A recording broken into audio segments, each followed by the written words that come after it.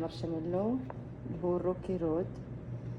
مارشميلو راح اذوب الحين ونصلح الحلا روكي رود ان شاء الله. بس اني دايما قلبوه اهم شيء. بالنسبة لتذويب المارشميلو يحتاج جهد، بس اهم شيء نفس صينيتك او مقلاة او اي شيء يكون تيفال ما يلصق ابدا. هذا اهم شيء في حلا مارشميلو روكي رود. عندي ذاب المارشميلو الحين خلاص.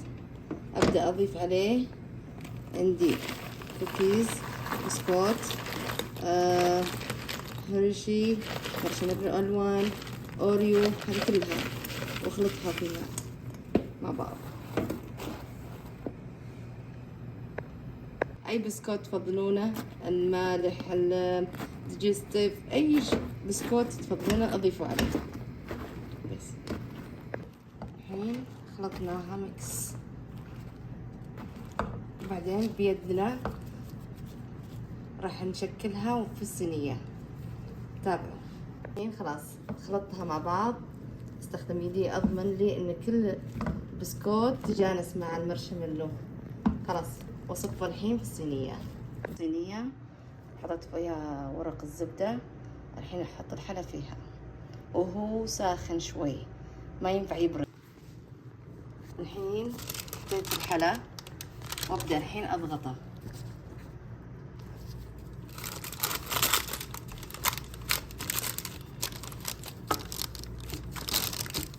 وبعدين ادخله في الثلاجة. يحتاج ضغط.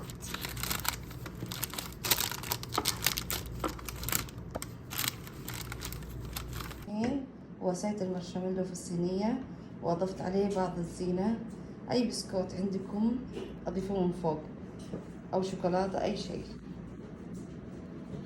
وهذا الشكل النهائي. راح ندخل الثلاجة. هذا الحلا المارشميلو روكي رود راح نطلع من الصينية ونحطه.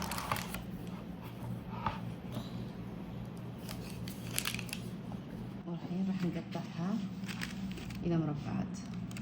بسم الله.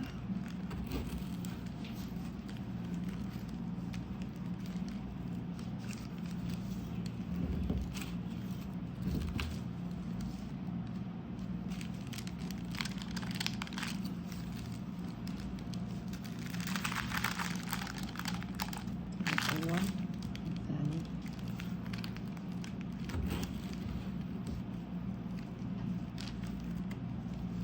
الثالث،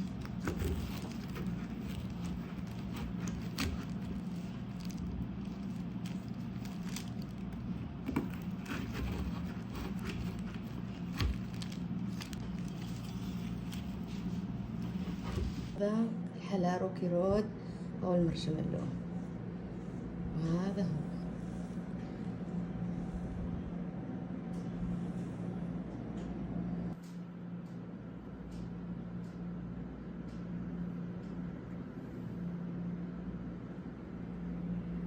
الحلا هذا خلاص يكون برا، ما يدخل ثلاجة.